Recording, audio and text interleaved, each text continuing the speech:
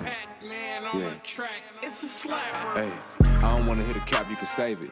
With my guys and we got it up the pavement. Listen up, it's what everybody's saying. Round of applause, give it up for the crowd favorite. Hey, round of applause, give it up for the crowd favorite. Hey, round of applause, give it I know they weak by the look in their faces. All of these rings got me feeling like Brady. Say what I feel, I don't care how you take it. Round of applause, give it up for the crowd favorite. Hey, round of applause, give it up for the crowd favorite. Yeah.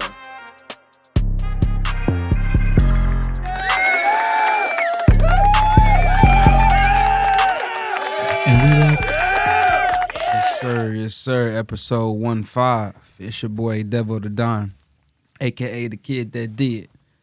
You know what I'm saying? Oh, that's it? Yeah, that's it, man. It's a little watered down. Yeah, I was choking. It's your boy Trey, you know what I'm saying? Do say shot it. You know what I'm saying? Pac-Man on the track. You know, him, not them, Hemi Turner, Hemi Neutron. You know what I'm saying? Back at it again, episode 15, like you said. Missed y'all. My bad, me, Mr. D Jones, Mr. AKA Will Alright, Mr. Will Alright, AKA the designated caster, AKA the alien in the room, AKA a mic is only a mic until I speak on it. We are back, you know what I'm saying? Again, like they said, we missed y'all for sure, episode 15.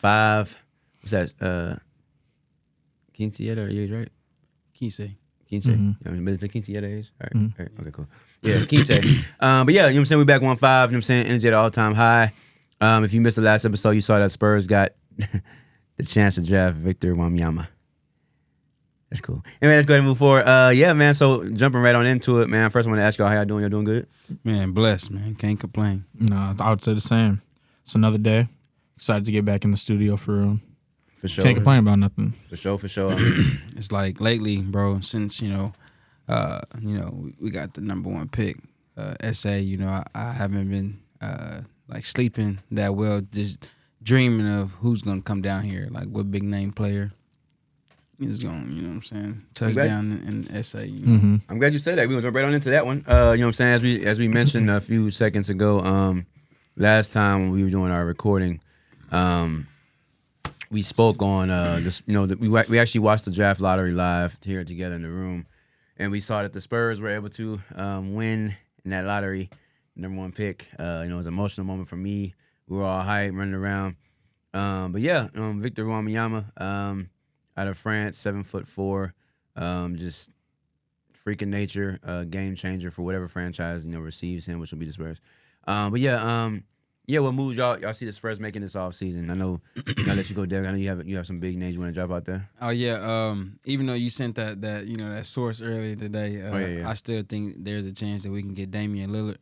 That'll probably be the number one piece that I would like to see here with the pair with Victor Wembanyama. If not, I could see somebody like Jimmy Butler if he doesn't, re-sign back with the Heat. I know you were talking about it at work earlier, and you were saying that Nuggets in 5. Mm-hmm. So you saying that the Heat just, it's over or whatever. I would love to see Jimmy Butler get him a ring just off the strength of his confidence and how he's calling shots. Like last year when he took that shot, and missed and got to the press conference. This is Game 7 I'm talking about. He got to the press conference and he was talking. He was like, "Hey, we're gonna be in the same situation, just like this, and the next time we're gonna win. We're gonna win with some room, meaning we're gonna win by a deep margin." And it was a 20-point win that they had. So he backed that up. He also said, they were supposed to close it out Game 6, and a miracle happened. I mean, they technically were going to close that out Game 6, but literally, shout out to Derek White, former Spur. He made that happen, led it to Game 7. I feel like Tatum and Brown just underperformed. Tatum with the ankle injury, the first series of the game. It was like the first 20 seconds, huh? Yep, and then Robert Williams was feeling under the weather, and Jaylen Brown just underperformed. It was proof in the pudding that the Heat were going to win. But I would love to see somebody like Jimmy Butler. I feel like somebody with Greg Popovich, he's on his way out. Without them getting the first pick, he would have been out this year. So him coming back, you could see somebody like Jimmy Butler, a defensive-minded guy. He can score the ball. He can sometimes have inconsistency in the regular season, but playoff Jimmy ain't nothing to play with. Mm-hmm. Just get us there. And I feel like pairing up with him, if you with Jeremy Sohan, like that would be a defensive nightmare. He's kind of like a Kawhi Leonard, Jimmy Butler. So, but if not, I will also see something like you have 11 draft picks, trade back into the top 5. Scoot Henderson might be there at 3 or 4, just depending how the board fall. But right now he's projected to go to Portland, which is telling you that Damian Lillard is out of there. But also read about possibilities that we can't look past the Spurs just keeping all of their pieces. Somebody has to go, and 9 times out of 10, if you want a good scoring point guard, a floor general, you're gonna have to possibly give up Keldon Johnson, and that it hurts. But depending on who you bring here, it won't hurt that much. You said it earlier. Victor can move to the 4, Jeremy Sohan can move to the 3, and then you get a proven guard. You got something to work with, and then you can keep some of the pieces that you drafted last year. But it hurt to see Keldon Johnson go because he is a centerpiece to the Spurs franchise right now. Mm-hmm. Trey? Yeah, I'm going to take this off. That's cool. Bet. Ugh. Cool, I got distance. Bet, we're cool. So for me, I feel like for the Spurs, and to comment on what you said about Jimmy Butler, that would be a great move, honestly, I feel like. But at the same time, the things I've been hearing about Jimmy Butler and just watching with his impact he has on the Heat, he's going to go down as like being known as like a Heat basketball player, not just for playing for the Bulls, 76ers, all this type of stuff. He's going to be known as like, okay, he's the one that took the Heat all the way whenever he was down there. Twice. You know what I'm saying? So I feel like he's probably going to spend the rest of his career there. He might end up dipping out like if something was to go wrong, but he really has no reason to leave. He got him, Tyler Hero, Bam Adebayo. Like that whole squad is starting to get a good feel for each other to where they're starting to become like a dynasty. Not the same dynasty as Golden State, obviously, with all the shooters, but similar in the aspects whenever you're talking about like the dynasty. It could turn to something like that to where people are like, oh, when you hear Miami Heat's name, it's going to be like, yeah, it's something to worry about. So I see him staying there. But to stay on topic about the Spurs, I don't know anybody in particular that I can see going there off rip. I would love to see Damian go there because Damian's a well-known vet, one of the greatest shooters that we've seen play in like today's game and whatnot. And I could see a player like him coming down to play with Pop because it's like, yeah, some vets, they're prideful. They want to go somewhere where they're going to have like a lot more emotion and whatnot. But Damian will fit in very well in Pop's his program he has because I look at that team as like a fundamental team. Like where I grew up, BVYA, Buffalo Valley Youth Association Sports, it's like a BVYA team. You go out there, you're teaching them the fundamentals, they getting stuff done, passing it to each other, simple layups, all that type of stuff, ain't wearing all the glamorous stuff. Like that's how I saw the Spurs. When I saw Tony Parker, Manu, I was like, bro, they going out here, no sleeves, no nothing, some low socks, just hooping. And that's why I like the Spurs, because they don't worry about none of the flashy stuff. So I can see Damian there. But when we're talking about Vic, in order for Vic to be as impactful as everybody knows he can be, I think the Spurs are going to have to do a couple of things. So what I would do if I was up there, he has the size to play the 5. A lot of people I talk to outside of like this room tell me like, oh, well, if he plays the 5 and they have a 4 that can shoot and do this and do that, like he's so much taller than everybody, he's going to be able to just score at will, which is true. Like he can do that to a certain extent.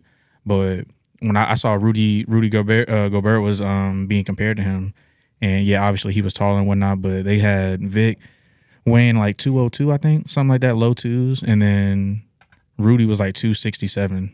And I was like, okay, you can have a couple inches on somebody height-wise, but if somebody has 50, 60 pounds on you, you're not going to be backing them up. Mm-hmm. When you try to post them up and do like some little fadeaway stuff, they're going to be all up in your stuff. Like, you know what I'm saying? It's going to be really hard for him to get that off. So what I would do, 209. So what I would do is I'd be like, okay, he has the size to where he can play 4 or the 5. He's a shooter. And when he gets the ball in his hand, he can move like KD, and he's bigger than KD. So I put him at one of the wing positions. Not one of the 2, but I'll put him at the 3 or the 4. And in a perfect world, it's like, okay, we put him at the 4 to where he can sit in this corner. He can get the ball at the wing, ISO people, even at the very top of the key in ISO.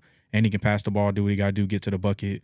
If we can get a 5 that can take some of the heat off of him, some of the attention, we're going to be good. Because the big 5 that, it don't got to be a big name guy. But let's just say somebody like, I don't think Cat would come to the Spurs. But let's just say Cat came, you know what I'm saying? And then they put him at the 5. And Vic was playing the 4. Cat can go post up on the block, pop in and out to the corner because he can shoot too. But whoever's their 5 is going to have to key on him. The 4 and the 5 on the defense can't just double Vic every time because Cat's going to abuse the paint. You know what I'm saying? He's got to get easy layups and stuff. And then on top of that, like you said, with a guard, somebody who can facilitate. And when they bring the ball down court, it's like, all right, bet. The defense isn't going to be like, oh, we're not worried about him. Let's worry about these off-ball screens and the ball getting to Vic and all these other people. Nah, you want to have a point guard that can come down and put some fear in the defense to where it's like, yo, he can dish this off to somebody. He can shoot it relatively well. He can get to the bucket, you know what I'm saying? So if you got somebody who can facilitate the ball down or ball to where Vic's not having to bring the ball down court and the eyes aren't on him all the time, it's going to take a little stress off of him being that he's about to be a rookie. It gives him a lot more time to not get hurt while he's developing in his first year, putting on the weight and stuff, because if he's focusing on developing and getting to that size that he wants, like body weight wise, on top of trying to be the main guy on the team, one of those pathways is going to hinder. Either he's not going to perform well and he's going to like progress. Like think about Zion Williamson. He's like, he can get on the court and focus on that, but he's going to get hurt. But if he focuses on his health and trying to get back right, he's not going to get on the court, so it's not going to work. So I feel like if they just surround him with the right tools, not knowing who it is, but I would just say get a good 5 that can be have an impact, and get a guard that can facilitate it. And that's going to open up a lot of stuff. And I'll put Vic at the 4 or the 3. Because you put him at the 3, even if KD's on him, you know what I'm saying? Like, people can kind of ISO him and try to do some step backs, but he's 7'4". Like, he puts his hand straight up in the air. He's damn near 9.5 feet. Yeah. Like, it's going to be hard to shoot over that. So, I don't know who they're going to get, but I hope they get a nice guard and another big. You know what I'm saying? Mm-hmm. Yeah, for me and my thoughts, so, you know, as a Spurs fan, just doing some research and just really kind of just, I've been privileged enough to remember all 5 championships the Spurs currently have. 99. My family's from New York, so they played the Knicks. My mom and my aunt were on the phone. I was actually living in Plano, Texas, with my mom at the time. And I remember we were on the phone with my cousin and my aunt watching the game. Me and Sean were going for the Spurs, and of course they're going for the Knicks because they're from New York. And I remember me and my brother running around screaming, Spurs! You know what I'm saying? First championship, whatever. But that team, all the teams the Spurs have had success with for that whole 20-year, you know, run they had the same formula. Even when they had Dave Robinson, they always had, you know, affordable guard. Because with Victor, I'm thinking the same thing. So they have Victor. So a few players that jump in my mind. One you named, Devin. He actually said if he's not going to be a starter, he actually wants to switch teams, and that's Tyler Hero. Tyler Hero's skill set, him being a shooter, he's a bona fide scorer. He can come here and fit in Pop's system and be probably an all-star 2 guard with Pop. You know what I'm saying? Victor, take all the double teams away, take all the, you know, pressure off of him. You have a formidable, you know, point guard in Trey. You know what I'm saying? He's the point guard, Trey Jones. You know what I'm saying? Like, that's a good little, you know, and you got Sohan to take out pressure off as well. I think, you know, Tyler Hill's a good player. In that same mode, a few other players I thought about, free agent coming up, Austin Reeves, same type of mode, shooter, should shoot the 3 consistently. They said he's only going to probably get about $60 million. Spurs can definitely afford that. Another player in that same mode, actually, Jordan Clarkson, hometown kid, bona fide scorer, combo guard. He can play the 1 or the 2. 6-man. You can play that 1. He can play that 1 for sure. When you're starting point guards on the bench, whatever. He's a bucket. You know what I'm saying? As soon as he hits the court. Another player in that same mode in the college game, he's actually supposed to projected to go in the top 10. I think Dallas has a number 10 pick, and they said they're not going to pick him. But player from Kansas, Grady Dick. Shooter, bona fide shooter. He's like an Austin Reeves type player, but one of the top players in college this year. Another player who's going to be available, Malcolm Brogdon, 6th man of the year this year from Boston. So yeah, those are some players I thought right there. Some big names that I like. Some big names that I like. That I think we can get. I think you said you don't think we'll get him, but I think Cat definitely can come here. I think Trae Young is a possibility. Trae Young because he's disgruntled and where's he at? Atlanta. And actually, I saw that right now. This other player from the name Jaylen Brown. They said earlier, about an hour ago, they did the odds. They said right now, Atlanta has the best package that Boston would like to get Jaylen Brown. I think Jaylen Brown will be traded this summer. I think they realize this. We have to break this up, get some more pieces. Some other players that I think would work well with the big man DeAndre Ayton, another disgruntled player who does not want to be in Phoenix. Didn't want to be there. He signed with Indiana. He didn't want to be there to begin with. DeAndre Ayton and the one who's in Indiana, Miles Turner, both of them want new change of scenery. Both of them are perfect Spurs-type centers. Down there, free safety, roam, block shots, alter shots, get rebounds, go get dunks. Like, speaking of that, a poor man's version, we can bring him off the bench, and he could probably be great for the Spurs. Over in China right now, killing Dwight Howard. I would definitely take Dwight Howard as a backup center as well. Another player who will be available that I think showed his worth this year, Harrison Barnes, Sacramento, definitely showed his worth in the playoffs. And then the player that I think we definitely have the biggest chance to get, honestly, talked about this morning, Kyrie Irving. He's a bona fide free agent. Dallas told him yesterday or the day before that they are not going to honor his sign and trade request with the Lakers or any team. He's a free agent. They're going to let him walk and do his thing. They're not interested in doing the Kyrie Luka experiment again. They were the 4 seed when they got him, dropped to 11, didn't even make the playoffs. And so I think with that, Kyrie, at this point, he wants to focus on his family. He wants to focus on, Ramadan every year. He wants to focus on just being, in a city where he can just be, left alone. San Antonio provides all those things. He has a coach who has a, very smart, alecky, leave him alone type personality. He's a player's coach. Him and Papa are already cool and tight. We actually almost got Kyrie if it wasn't for the money when he left Boston. And so I think that's a great player who can come down in the clutch and get a bucket.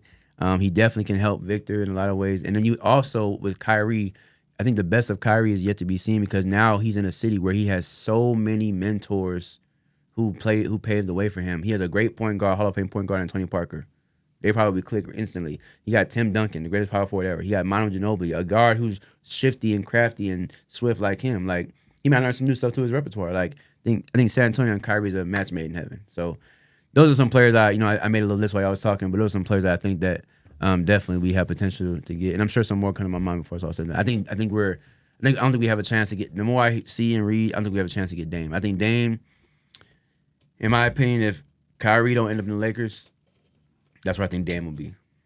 And it's interesting, too, because I think a lot of these players, too, like, you got to think about this, like, an agent might say, hey, Trey, like, shoot, LeBron wants you to come to play with, L.A. And he might say, I don't want to go there because LeBron only going to be there one more year.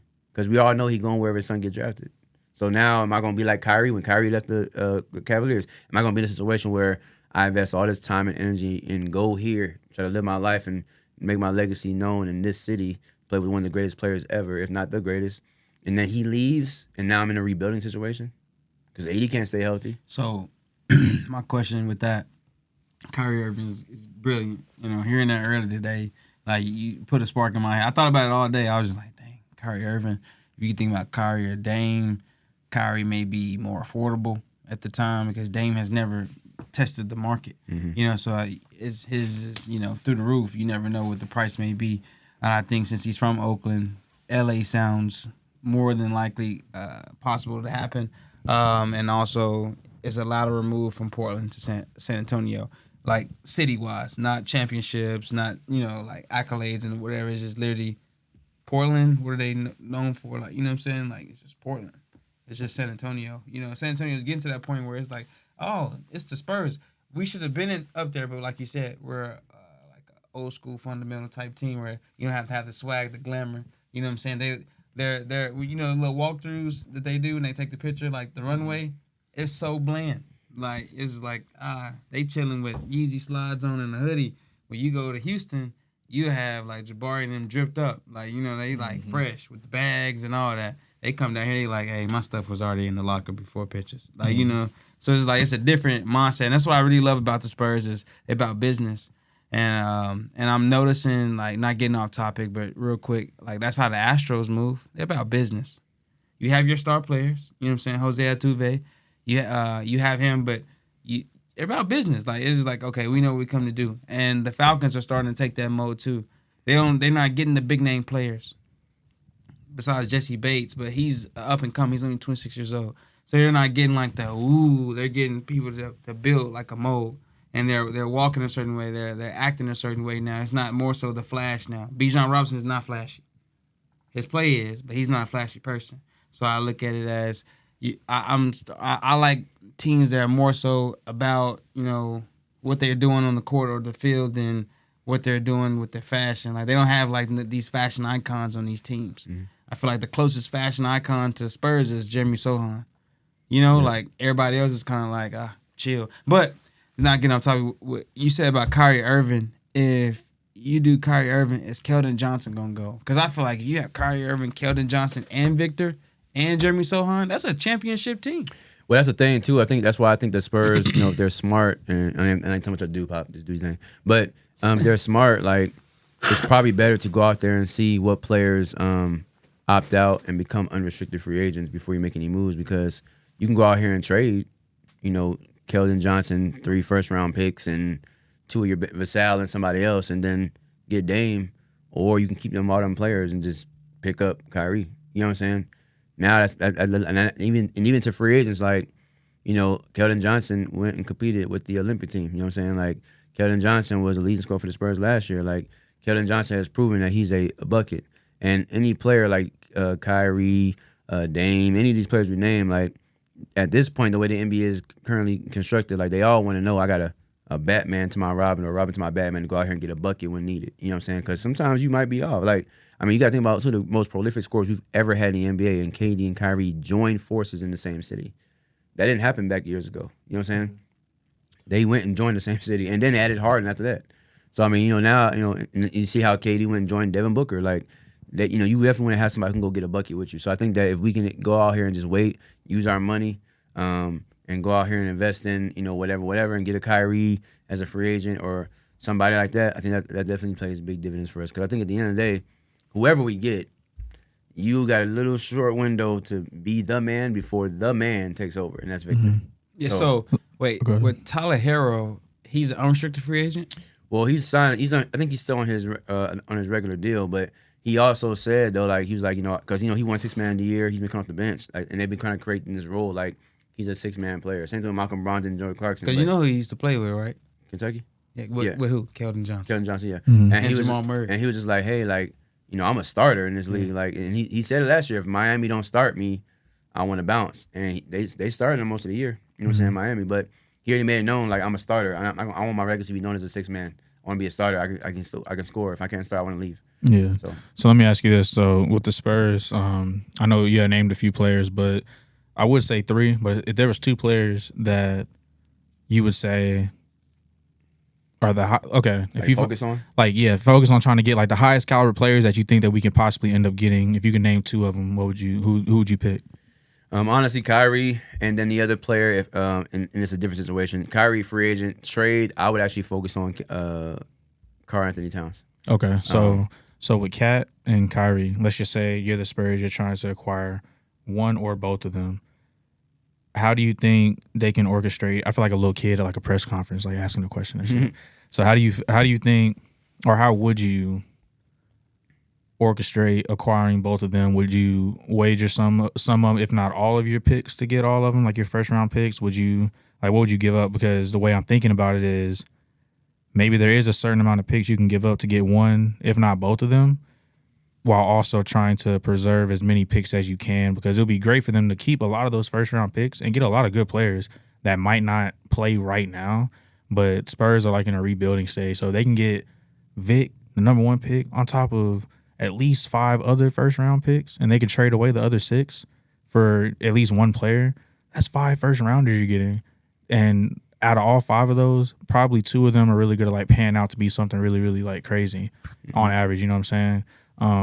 So I feel like I just wanted to ask you to see where your mind would be at with that, like how you would orchestrate something. Yeah, both for me, of y'all really. Yeah, for me, honestly, like I said, Kyrie's an unrestricted free agent, so all 11 picks we currently have, we can still have all 11. Just go sign him. That's the easy, like I guess situation for him. Somebody like Kat, fortunately, and I think there's rules too. I think we got 5 first-round picks in the DeJounte Murray trade.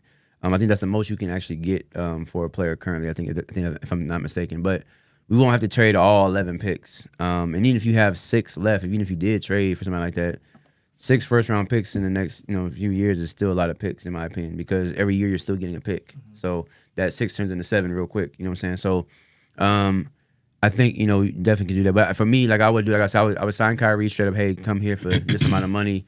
But I would also tell him we're trying to do this. Like, give us a chance. You know what I'm saying? We're trying to acquire Cat. You know what I'm saying? You could trade 3 of those first-round picks and possibly Keldon Johnson or Devin Vassell and somebody else and go get Cat. To me, that's a great situation because, again, like even if you have a Kyrie and he decides to retire in 2 years, he might be done with basketball. You know what I'm saying? He has other stuff he wants to do. You still have Cat who's still in his 20s. You still have Victor. That's a new Twin Towers. Like, that's matchup problems for everybody in the league. Both of them are. That's going to make even like big superstars that are wing players want to come there. Come here, you know what I'm saying? Think about Chicago. Like I've been big on this player too. Another player who's disgruntled there, Zach LaVine. You know what I'm saying? Like you get him here with Victor, like he's a bona fide scorer, he's a high flyer, like he can shoot the three consistently. That's another player who fits in that mold. Now, again, you might not even seen the best of Zach LaVine when he get into a Spurs system where they passing the ball, straight the ball, he's cutting, getting alley-oops, dunking it, and you still have this 7'4" creation who does the same stuff he does. Like that's what I'm saying. Like there's so many things we can do. It's almost like walking into a toy store and your mom says buy whatever you want. Like they had their pick of the litter. And I think that again, him coming here, and this would happen with any city, by the way. Him coming to San Antonio is going to open up that floodgate for so many players who are going to want the opportunity to play with a player like that, including LeBron James, who they've been saying like possibly could come here. I felt like he would try to set his he would end up setting Bronny up to be able to play with him because he's like, all right, if I'm not going to be in this, even though like when LeBron, I was going to say graduates, when he retires from the league, LeBron could step back and like he's going to be just like Mike on all of them. Whatever he says, they're going to listen to him. You know what I'm saying? But I feel like he wants to be in the league when Bronny gets there. That way he can give him some direction towards like, all right, bro, you're not going to go down the same path I did with Cleveland, like playing your behind off and not getting nowhere. Like I'm going to put you in a system to where you can flourish like off rip because you talented just like how I am. But it's going to need to show earlier on. And so you're not having to sit here and try to prove yourself when you my age. You know what I'm saying? I saw this thing. It said, first of all, it said, the rumors. It said Popovich wants LeBron James to consider joining San Antonio this offseason, the team with Victor. I saw this thing right here. It says, this is a few, I guess, GMs. They put this thing together. I follow on Instagram. They said, retooling the San Antonio Spurs. They said, Spurs will draft Victor Wembanyama with the first overall pick. That's free. Mm-hmm. They said, San Antonio could receive LeBron James in a trade where you trade forward Romeo Langford, guard from Ohio State, Malachi Branham, and 3 first-round picks to the Lakers. That trade works out evenly for both teams. To get LeBron, for us to get LeBron, and then get those 3 first-round picks and those 2 players. Then you could go get Draymond Green from the Warriors. Just listen. Draymond Green for Doug McDermott, Zach Collins, and 2 first-round picks. Again, that's only 5 of those 11 gone now. You still have 6 left. You know what I'm saying? And then now they reaching, you know what I'm saying? But in the same column it says you can still sign Kyrie, who wants to play with LeBron. Because remember I said Dallas refuses to do a sign and trade. So they're gonna let him go wherever he want to go. So you can still do trades for other players and still have Kyrie sign for whatever. It says right here, 2 years, $60 million. That's $30 million a year. He ain't gonna say no, right? So now you have a lineup of Kyrie. You have you can put Keldon Johnson at the 2. You still have LeBron James. You have Victor Wembanyama. You have Draymond Green. You have Trey Jones. You have Devin Vassell, Keldon Johnson, Jeremy Sohan, and Naz Reid. Like these are all. This is definitely a possibility because again, like they have so many draft picks. I think it's us, the Thunder, and the Jazz. I think the Jazz. And then Bronny probably wanted to be in there. I think Jazz have 17 picks, and the Thunder have 13. Like when you have all these picks, you almost become like lottery for teams because like like I saw the other day. Apparently, the 76ers like we'll give you Embiid and 4 picks or 5 picks for the number 1 pick. No. Embiid can't stay healthy, and I see what he do in the playoffs. I'm good. You know what I'm saying? But like everybody want Victor. Because they know when he get there, wherever city he's at, all these players now become options. Again, look at the Warriors team. You got Jordan Poole, Draymond Green, Klay Thompson, Jonathan Kuminga, Moses Moody. That's 5 players that play heavy rotation for them that all could be off that team this summer. The GM just stepped down today or yesterday. Mm-hmm. Yeah, it's gonna be a problem in San Antonio pretty soon. So, do you think? So, how is San Antonio looking for the draft next year? Like what picks? Yeah, like what pick wise? Like, let me because the reason why I ask is because lottery picks, that's 1 through 10 or 15. 1 through 14. The 14 teams that don't make the playoffs. Okay, so 1 through 14. So let's just say LeBron does sign for the Spurs, mm-hmm. and it works out similar to a way that we all think. Like I feel like we all think that LeBron can end up going there and Bronny could potentially go with him and all that type of stuff. But let's think about if LeBron goes there and instead of joining Bronny's team he gets drafted to, he sways his team to get Bronny. Mm-hmm. Now if they go there and them players go there and they spaz out and they actually do something crazy, they not getting no early draft pick. So LeBron might have to bounce and go wherever Bronny at because they might not be able to get him unless they trade up a whole bunch of stuff. But let's take a look at this. Yeah, we're looking at the draft picks. Like I said, so this year we have our first round, first overall, 33rd overall, and then the 44th. And the thing I like about the next year's draft is you were asking, like we had the Hornets first round pick, lottery protect. That means they're in the lottery, we get that pick no matter what. Okay. We have the Raptors top 6 protected. Okay. Then we have Lakers second round pick and Pelicans second round pick. These are all trades we made in the past. So like we have our pick plus our pick next year because every team gets a first round pick unless you trade out from other trades. So we have 2 first round picks next year. Or, my bad. We have our first round pick next year. My bad. First round pick next year, and we have 4 other teams' picks. 2 of them in the lottery. So that's what I'm saying. Yeah, like they gonna get them. That's what I'm saying. They have a chance, and I already been hearing them rumors too. Like everybody likes people who like Bronny like the fact that he is even more so a willingly passer than his dad, and he shoots the ball way better than his dad did at his age. Like he's a consistent 3-point shooter, 6'4", athletic. If Popovich gets somebody like Bronny and says, "Hey," and then you have a mentor like Tony Parker. That's what I'm saying. Like, that's what I say. It sounds so like wow, but like the Spurs literally could be like, all right, cool. We'll just draft Victor, sign, or go get a big. You know what I'm saying? Not even focus on no guard. Go get DeAndre Ayton. Go get Cat. Go get Miles Turner. Whatever. Play our games. You know what I'm saying? Win 42 games. You know what I'm saying? 10 more than we're doing this year. Cool. Make the playoff. Get to this first round of playoffs. Losing 6. Cool. Still got Victor though. Everybody want to play with him. Then we can go out here. We got our first round pick. Then we can trade 2 of these picks, and we got these lottery picks. Go get you a Bronny. Now it's like when you again the way the Victor thing is this year, I believe is how the Bronny thing gonna be next year solely because whatever team drafts him, they know without a shadow of a doubt that his father LeBron James is coming to your city at least for 1 season. The ticket sales going up. You know what I'm saying? City nightlife is going up. Somebody got their job for a year longer. City nightlife going up. Everything is going up. You know what I'm saying? Like everything, real estate in that area is going. Everything going up. When it's up, then it's up. You know what I'm saying? Like, dang, Texas be cheap. LeBron gonna be making prices go up, man. Right, that's what I'm saying. Like, so wherever he go, like as I said, if it's Hornets, if it's Raptors, if it's where we're at, like LeBron Pelicans, like I think about that all the time. What if he got drafted to the Pacers? Like, you don't need a point guard. You have an all-star point guard right now, but you imagine if he went there or the Wizards. Can you imagine LeBron going to the Wizards? No, but he gonna be there. You know what I'm saying? Because his son gonna be there. So it's crazy. Like the same, not the same, but like. The hype surrounding Victor is going to be kind of different type of hype, but hype surrounding Bronny next year solely because of the fact that they know his dad going there. Remember the change he made in Cleveland when he left? All them jobs, like hundreds and thousands of jobs lost, restaurants closed down, all that stuff.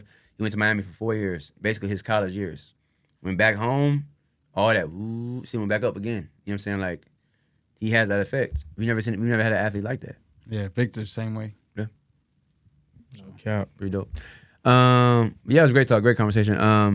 Jumping on into football, DeAndre Hopkins, we had talked about this before. He actually was. Are you want to talk about the finals first? Yeah. Talk about the NBA finals first. Still basketball, but the NBA finals were finally, I guess, created last night or decided last night. We found out that we're gonna have the Nuggets, as we already knew, against the Miami Heat. When's the final start? Thursday night. So cool, 2 nights, cool like that. Yeah, so I mean, what's y'all's thoughts? I'm gonna tell you mine. I think Nuggets win in 5.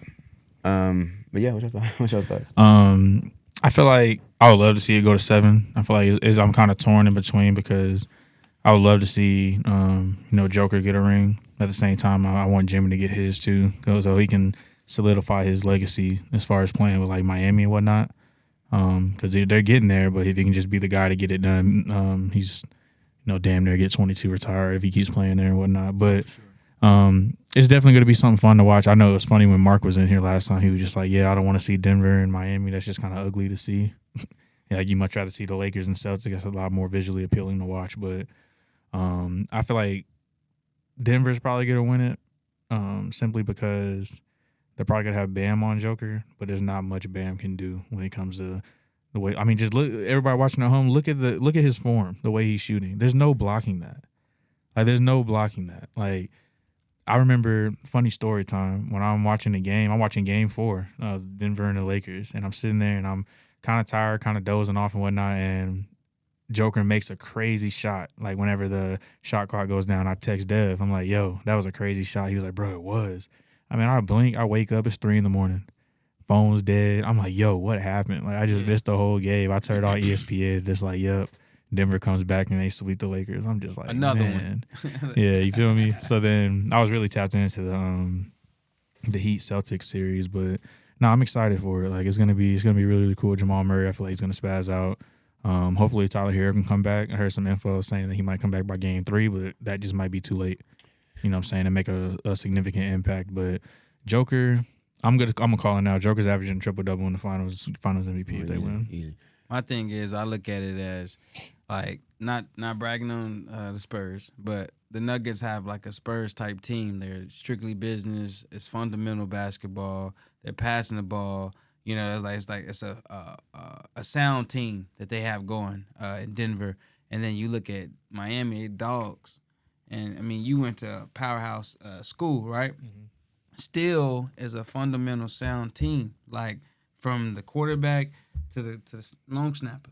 Mm-hmm. Y'all well equipped and well prepared to go. Very militant. You know what I'm saying? Yeah, to go. Or militant, not militant. Yeah, militant. To go defeat, you know what I'm saying, people versus someone like my high school.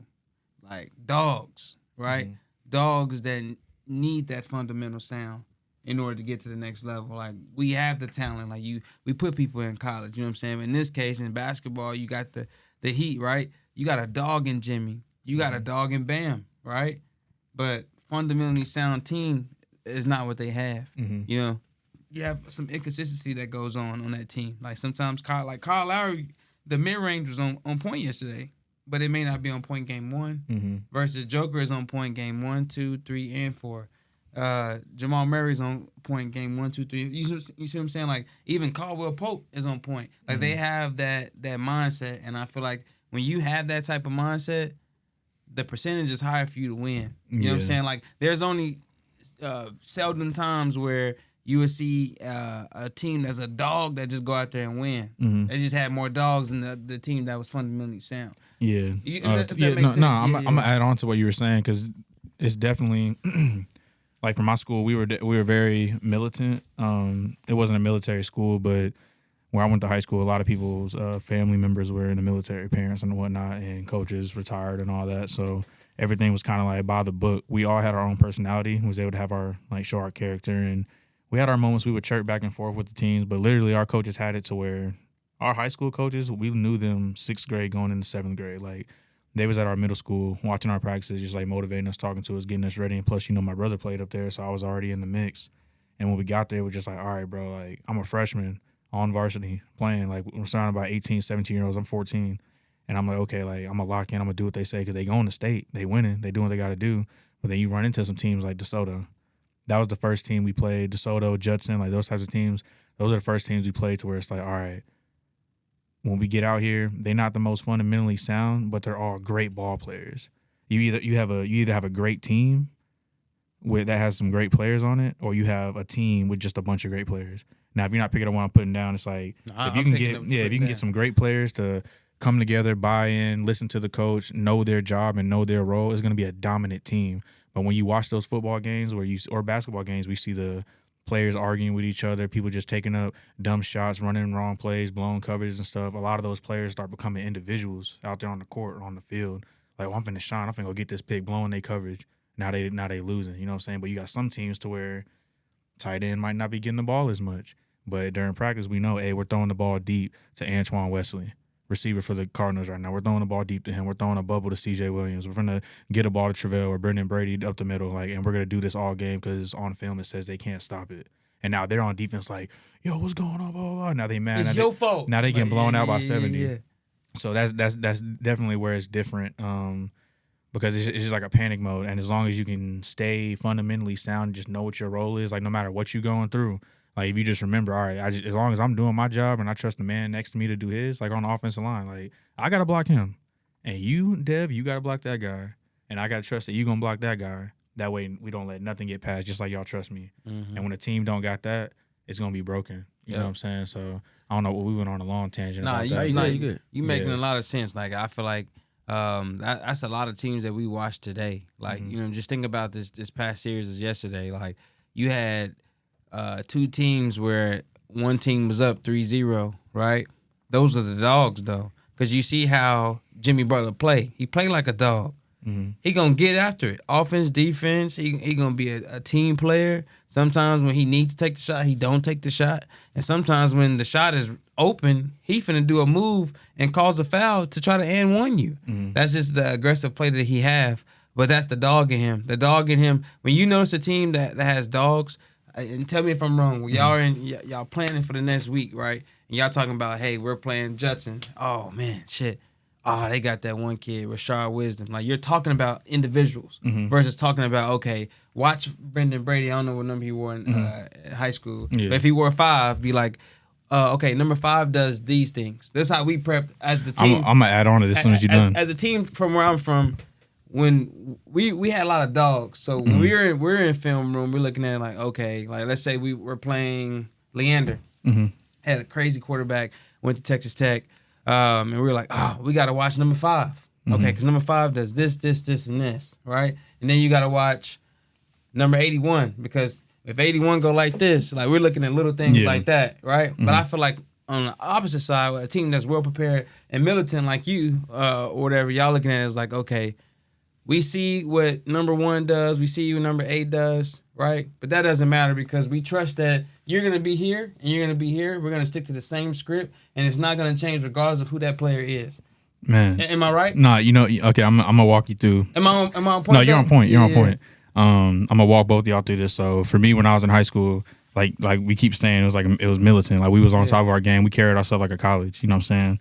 So we come in, we have a game Friday, film Saturday morning at like 7 a.m., 8 a.m., off Sunday, got class on Monday.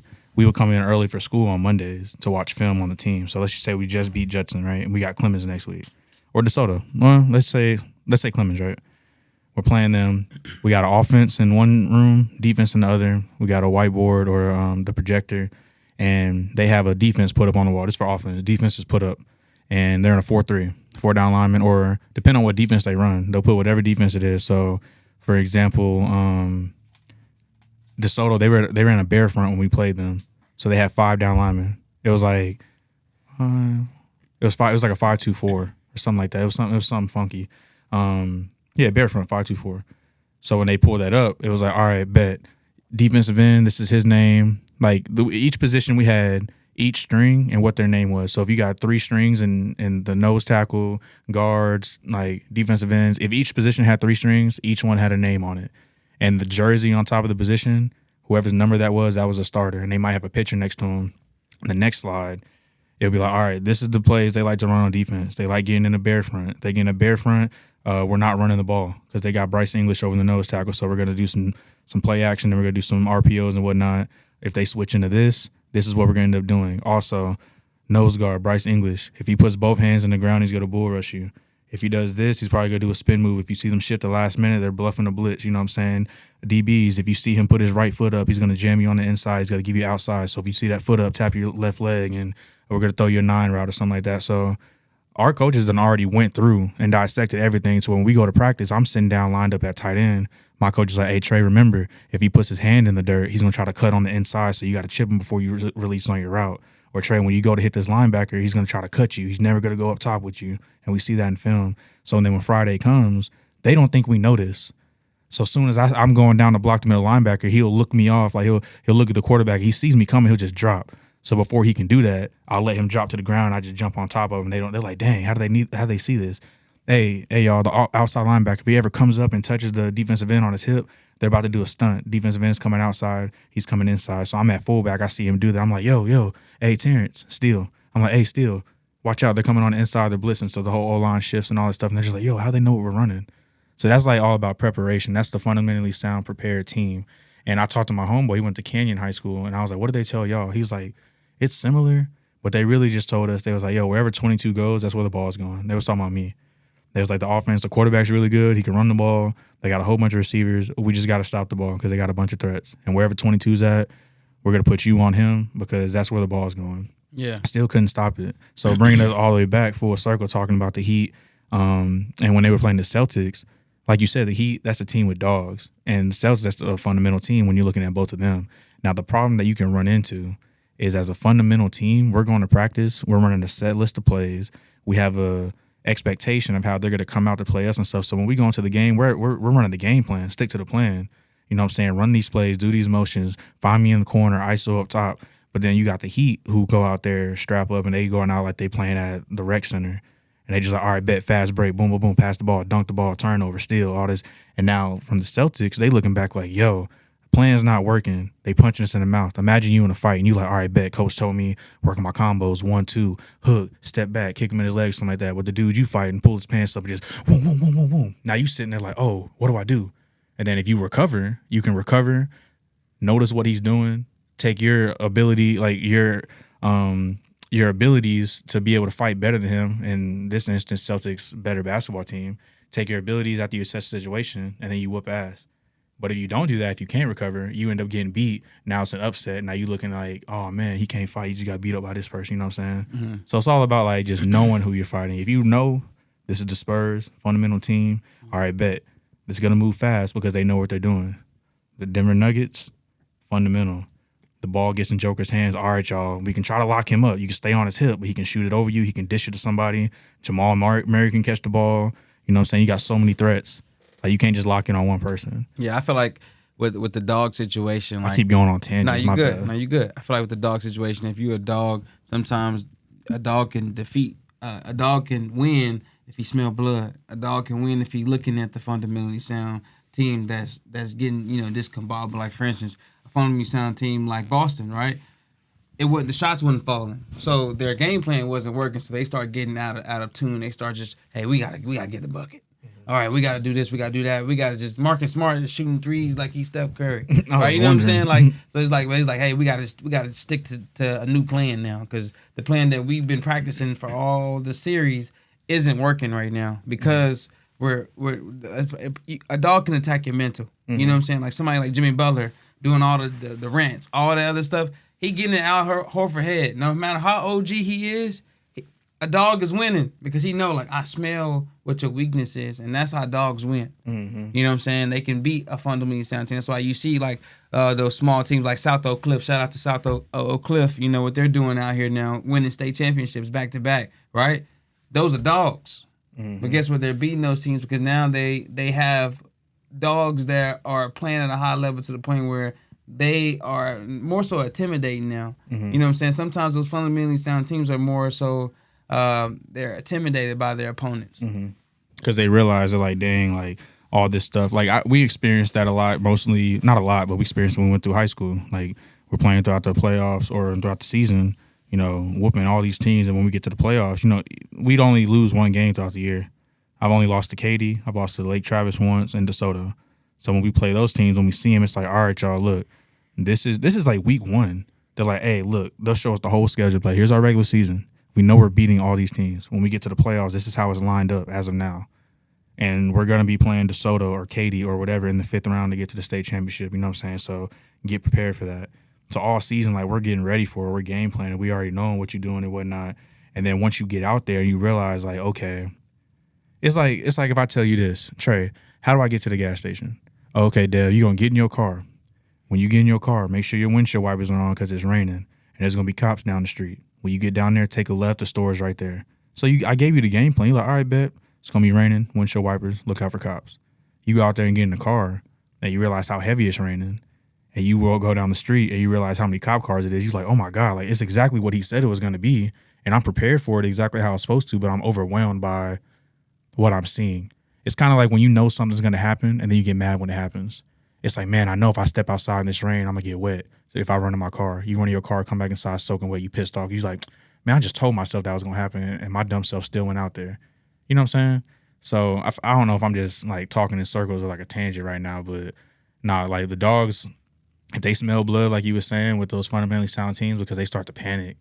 Like, I've been playing a lot of UFC lately, and it's like, all right, bet, if you fight me and you hit me with combo stuff and I catch you with a 1-2, and I realize your leg is hurting, I'm going to start kicking you in your leg over and over again. Because there's nothing you can do about it. And eventually you're going to drop because I smell blood. Yeah. And that's my way I can beat you, by attacking you one simple type of way. If Jimmy Butler can drive to the hole every single possession and score to win the game while Joker's pulling threes, Jimmy's going to do that. Yeah, he's going to make them change their game plan. Exactly. And that's how dogs win. Like, I really want Jimmy Butler to get his ring. As bad as I want him to get that ring, I feel like Denver has been number one for a reason for so long. Mm-hmm. Like, it's just proven. Like, none of their players really took off all season, from the regular season to now.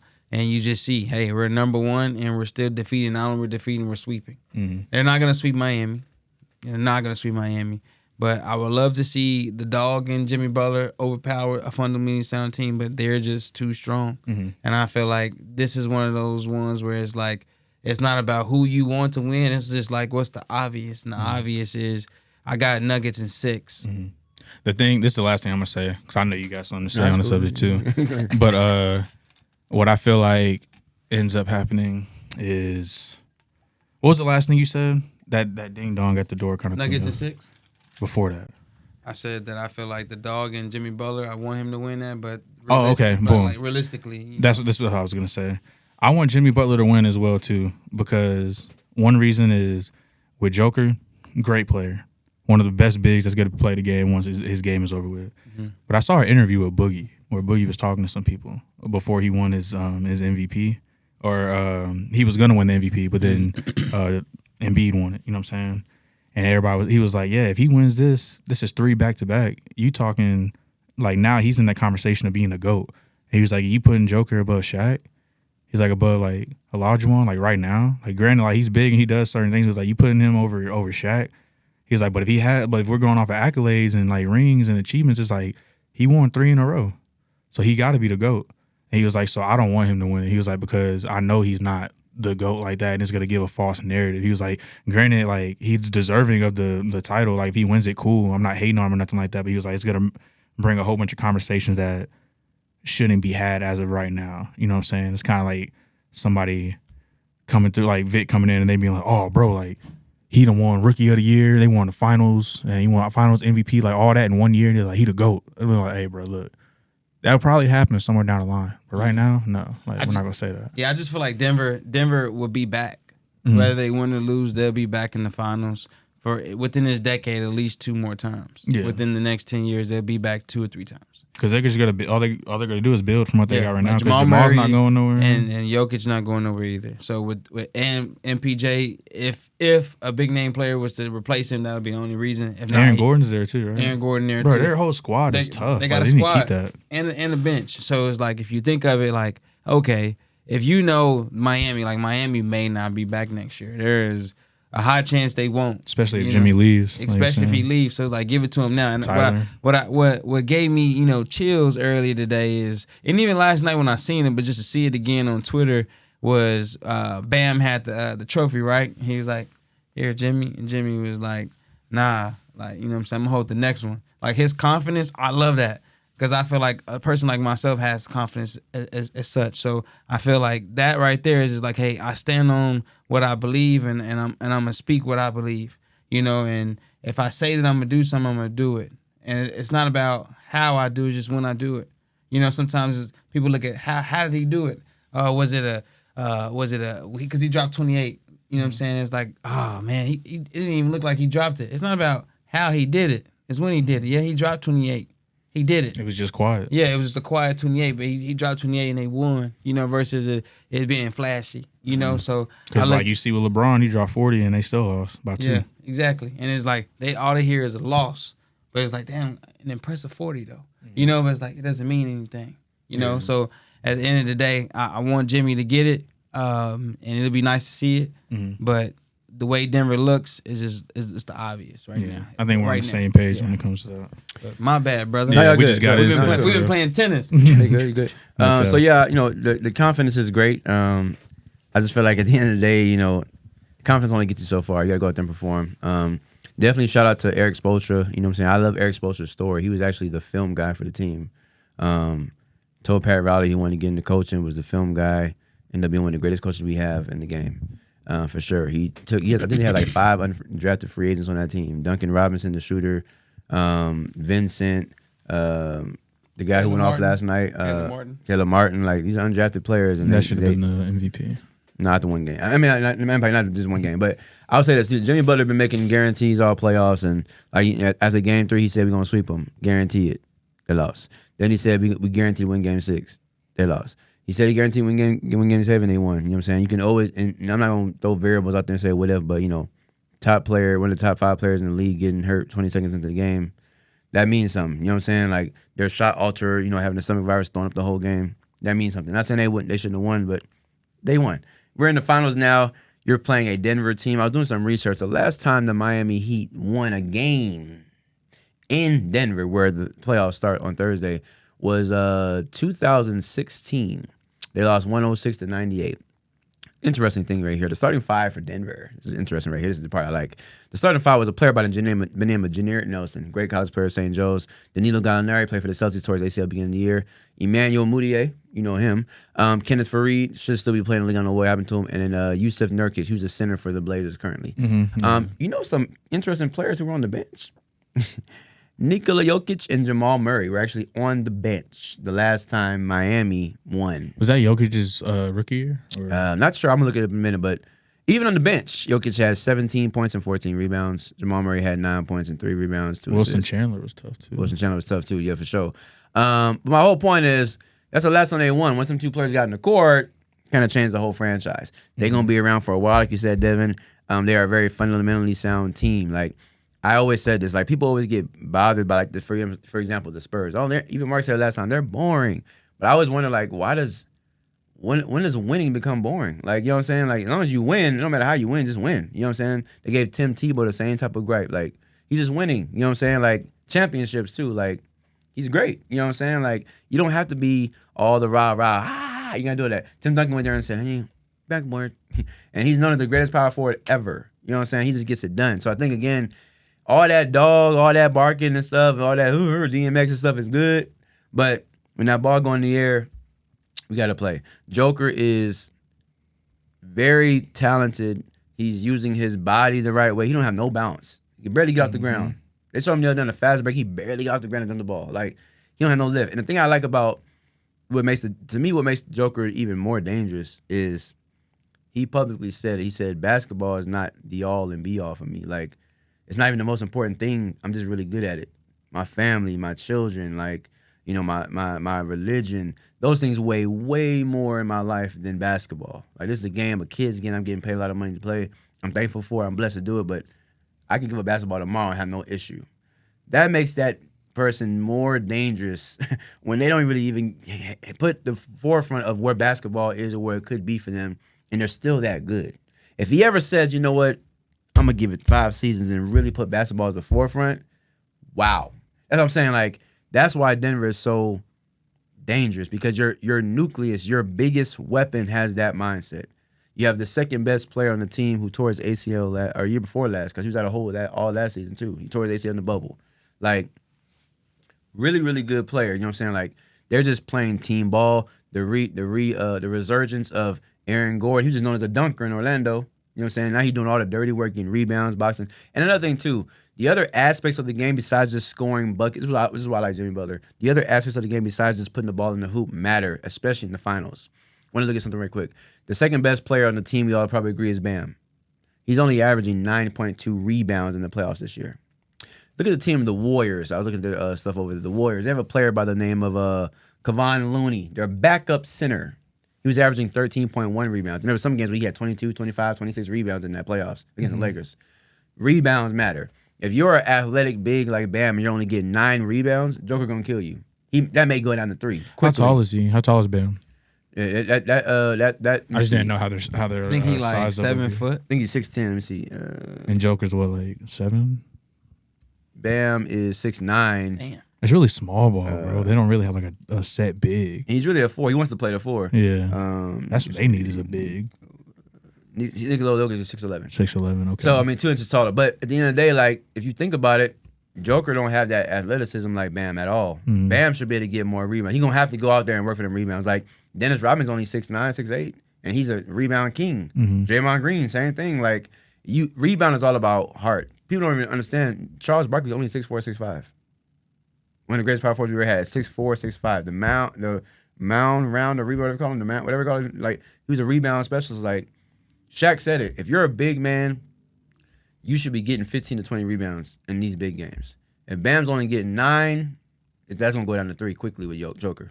Joker going to get his double-double for sure. He going to get 17, 18, 19, 22 rebounds, and it's going to be a problem. Like, everybody on Miami almost has to, like, exert. And, you know what I'm saying, the other thing I see before we move forward, like, they just spent so much emotional energy losing 3 games in a row and then putting so much pressure on themselves, because they did, to go perform in that Game 7, to the point where the unsung hero was Caleb Martin, not Jimmy Butler. You know what I'm saying? Like, so much unnecessary pressure when they should just took care of business. Like, that emotional roller coaster sometimes can play. They don't even have no time to recuperate.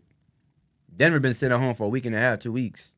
You know what I'm saying? Like, the light bulb's been cooled off for a while. Jokic laying on the couch eating know what I'm Cheeto puffs. For sure. We could have been in like Game 2, almost Game 3 of the Yeah, you know finals what I'm by saying? now. Miami didn't take care of business. They just played a Game 7 yesterday. They get ready for the finals now. Like, and also I heard somebody say it too. In the NBA, especially in the playoffs, but definitely in the regular season, there's 82 games. You may practice maybe 14 times during the whole year. There is no practice. They go in there and tell you we're running these plays. This is what we're going to do. We're playing this matchup. You going to guard them. Boom, go. Shoot around. Is that so-and-so? Be here. You grown. You know what I'm saying? A lot of time is spent traveling because you got to think they play all them Travel, you know what I'm games. saying? Flying from Denver to San Antonio, get you in a late night flight after press runs and all that type of stuff, going to the next city. Sometimes you're playing back-to-back. It's like, ain't no time for practice. You got to sleep. Got to eat. You got shit. You know what I'm saying? Like, got to do other things that the Got body regular does. life stuff, You know what I'm too. saying? Regular life stuff. Family, love, children, haircuts, some of them. You know what I'm saying? Endorsements. Whatever. Endorsements. You know He what I'm saying? said some of them. Appearances, like, all these different things. But at the end of the day, like I said, like, you know, it's a great story for Miami. They never had a playoff or NBA Finals where it was the number 1 seed and number 8 seed matchup. It's the first time ever. No, it's second time. Second time? Oh, okay. Because the Knicks in 1993 were, I think when they played the Spurs, Latrell Sprewell and Marcus Camby and them, they were number 8. Oh, okay. Number 8 seed, and then they made it and lost to the Spurs, I believe, in 99. Was I that? don't know if the Spurs were number 1 seed. I don't know if they were. But yeah, no, I saw it the other day, but they said the Knicks were the 8 seed at some point. Oh, okay. Yeah. The last when you were talking about the last time the Heat beat Denver, was that LeBron was there or no? Was that when they had the Was LeBron 2016 now. Okay, yeah, I thought so. I think he probably just got back to Actually, I'll Cleveland. tell you, Miami's team, it was Goran Dragic, Hassan Whiteside, Rodney yeah. after Brown, Luke Babbitt. Whatever happened to him? Hassan Whiteside. A bunch of quiet guys. Yeah. Just Hassan Whiteside. That whole roster looked disgusting.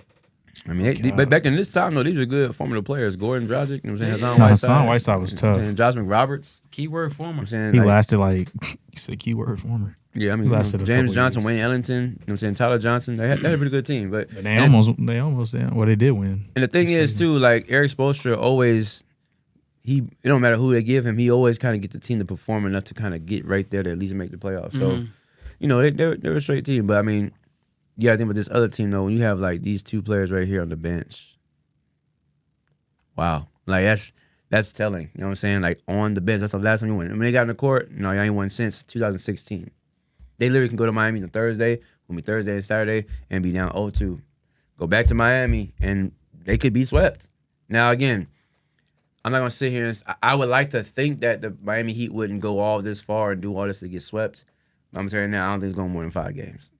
I'm going to give Miami one just off the fact that they made it there and they got the dog. They got Jimmy Butler, sure. Yeah. They might win one, you know what I'm saying, 106 to 105 or some shit. I don't know. But that's it. You know what I'm saying? Like, I mean, I'm gonna say Heat in 7, just to be. they almost swept the Lakers. They did it. They just swept the Lakers. Like, and the Lakers got that team overall. To me, that Lakers team is definitely on paper better than Miami.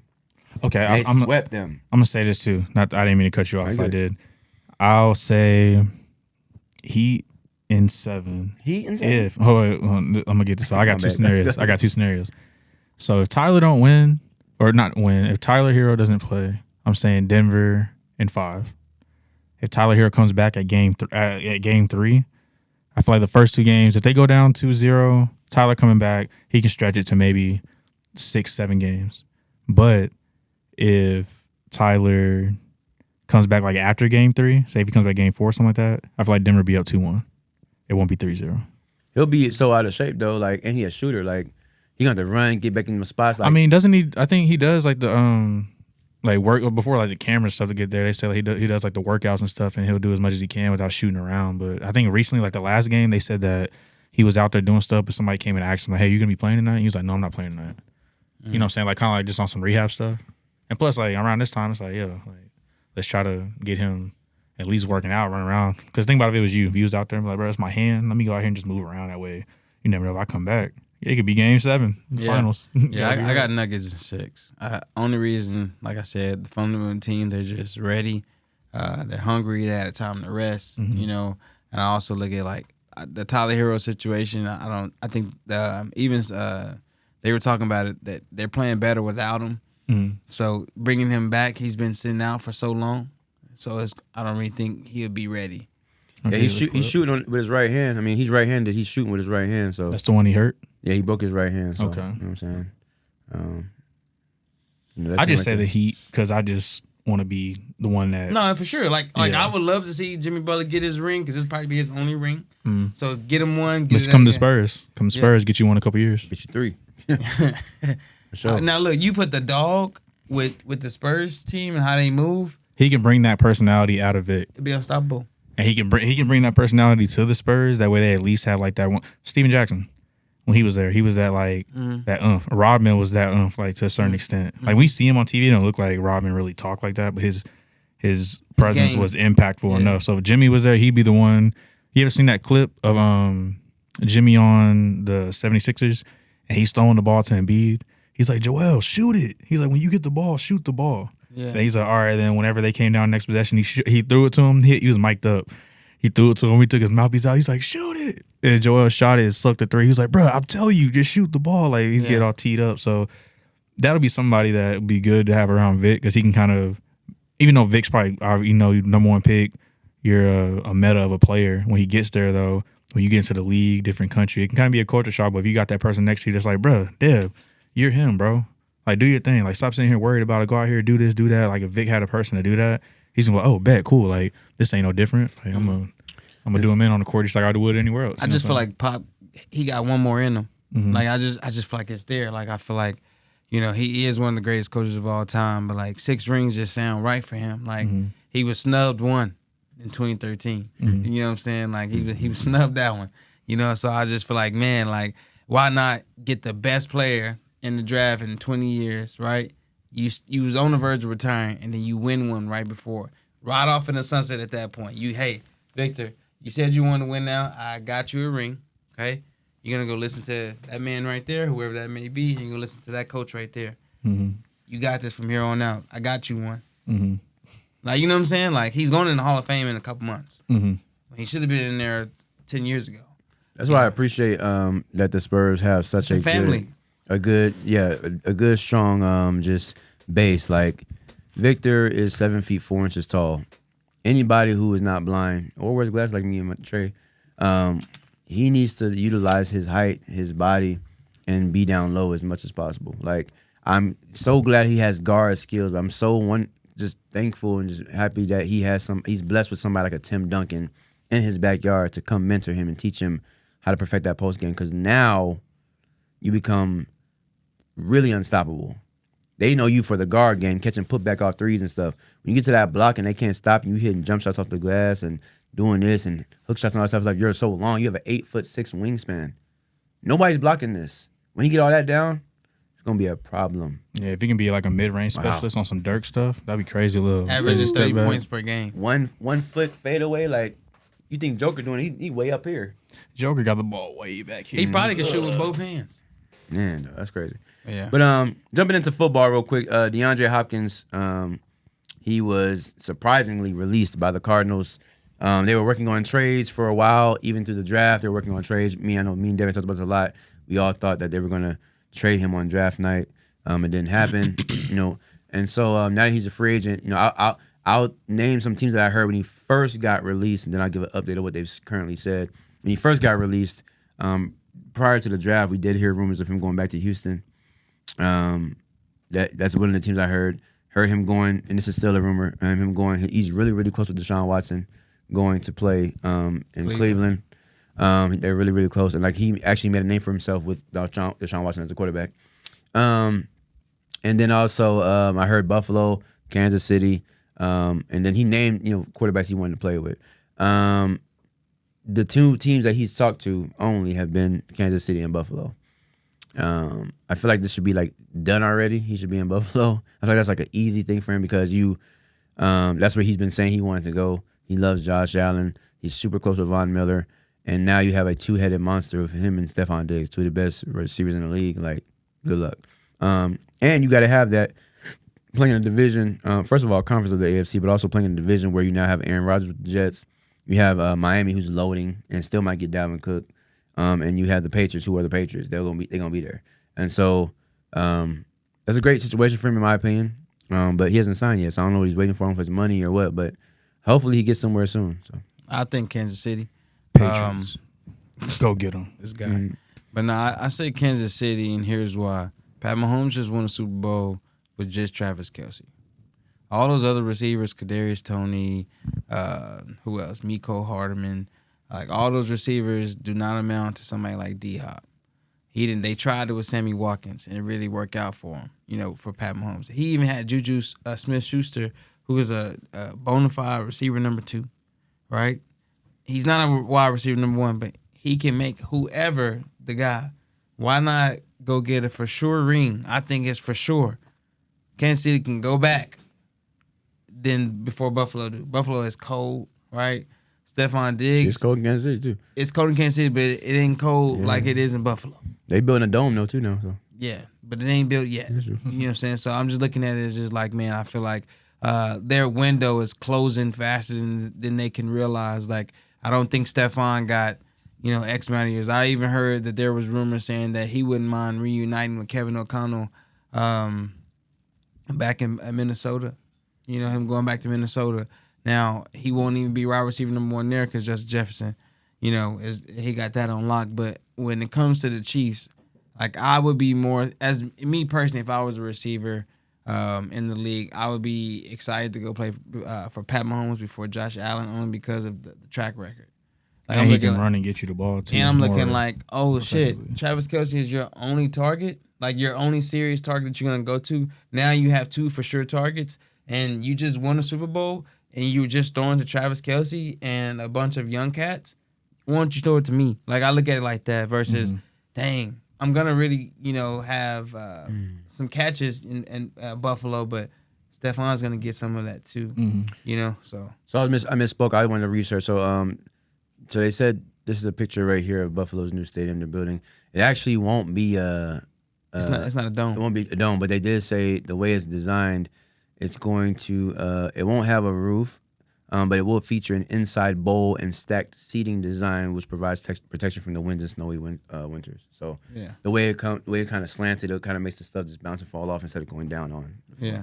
So. Or if it doesn't go on the fans, it'll probably just go on the field and get the players wet or something. Yeah. But also, they were saying how Buffalo is turning, like, when it gets cold and when December, January, February, like their home field advantage is gone because nobody can play in that snow. You know what I'm saying? Like, what I'm saying? Like, last year you saw what happened with Buffalo in their own place. So They need to do the same thing. Like, I know my homeboy, shout out Josh, he was getting recruited by Minnesota coming out of high school, and he went on a visit up there because they're Big Ten. My brother used to play them. So he told me, he was like, bruh, Minnesota's different because, it snows up there.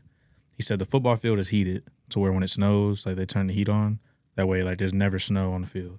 If you look at if you really look at some college football teams, like, look at, like, Nebraska, you could look at Ohio State, Wisconsin. Like, Wisconsin, they have a snowy game to where it's, like, snowing like crazy. Yeah, there's going to be snow on the field, like, actively. But if it's been like a big snowstorm and stuff like that, like majority of them games you watch, you're going to look, the field is clear, like as day, because they have that heat underneath it. Then also Minnesota has like a tunnel going down like underneath their football field, going to their locker room and stuff. It was just like a side note. But I think it's crazy what they can do with fields and whatnot. I feel like, why doesn't Buffalo have something of that nature? Like, that's just asinine. That'd be the only reason I wouldn't go there because of that snow. I ain't gonna lie. Yeah, and I just feel like if D-Hop looking for a championship, go sacrifice. go to somebody who's won 2 already in the past 5 years versus somebody that haven't won anything, not even got to the big dance since the 90s. I don't know. I feel like I love what Von Miller's vision is, and I love how he can swindle people to come play with him. But I just feel like D-Hop, man, like, your window is closing. Injuries, and he, to me, is like, I don't think he really lost a step, but I think he complained about getting consistency of quarterbacks. Pat Mahomes ain't going nowhere. Andy Reid will. But the beauty of it is you have Pat Mahomes. Josh Allen is not going anywhere. But the beauty of that is he got other targets that he could throw to that play the same position that you play. Versus you're going to go to Kansas City and you're going to be the guy. Travis Kelce going to do what Travis Kelce do. That's him. He's a Hall of Famer. but you could do what you want to do, and you don't have to worry about if you're gonna get 60 catches in the first 10 games or you're gonna get 30 because you're blocking half the time because it is too cold, or Stephon Diggs is hot, or Gabriel Davis is hot, or James Cook is hot. Like, you know what I'm saying? It's gonna be versus it's just 1-2 punch. So where do you think you go? Kansas City? Kansas City. I would say out of those two, I would like to see him go to Kansas City. Reason being is because it's going to open up, for Kansas City's benefit, it's going to open up all three levels. Like, you're going to have Pacheco coming out the backfield in the flats.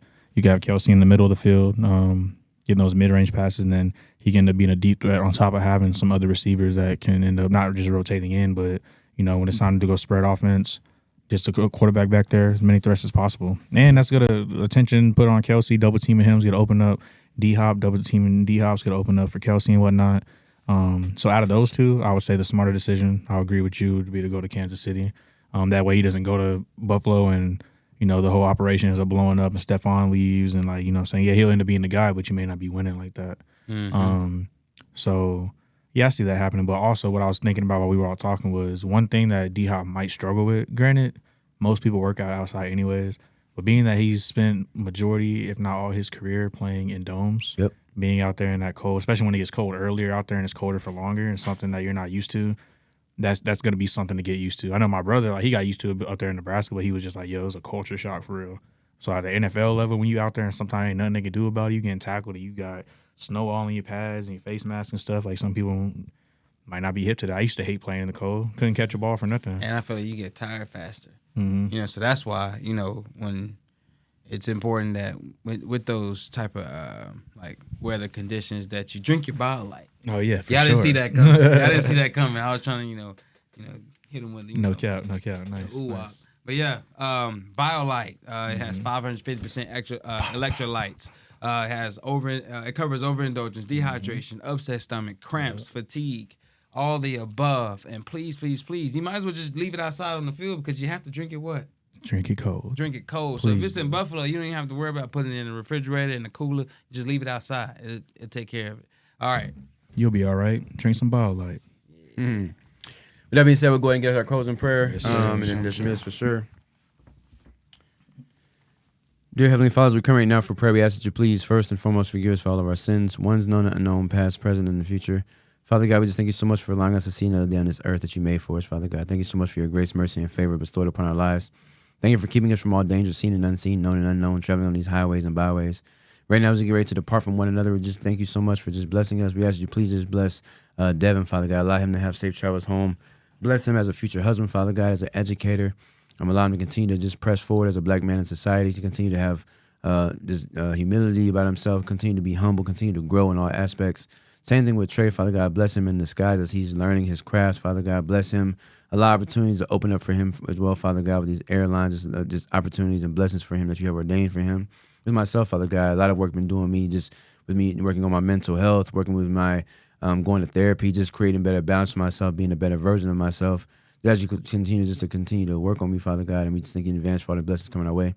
Last but not least, continue to keep our friends, family, loved ones, children, even our enemies near and far away, and ones known and unknown, covered in your blood. In your mighty name we pray, amen. Amen. Water. Dig what I'm saying? Go, Spurs, go. Yes, sir.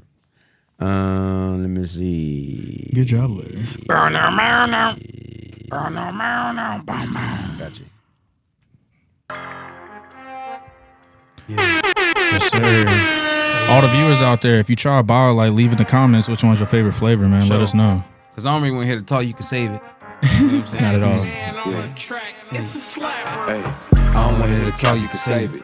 But my guys and we got it at the pavement. Listen up, it's what everybody's saying. Round of applause, give it up for the crowd favorite. Hey. Yeah. Round of applause, give it up for the crowd favorite. Yay. Hey. Victor. All of the week by the look in their faces. All of these rings got me feeling like Brady. Say what I feel, I don't care how you take it. Round of applause, give it up for the crowd favorite. Hey.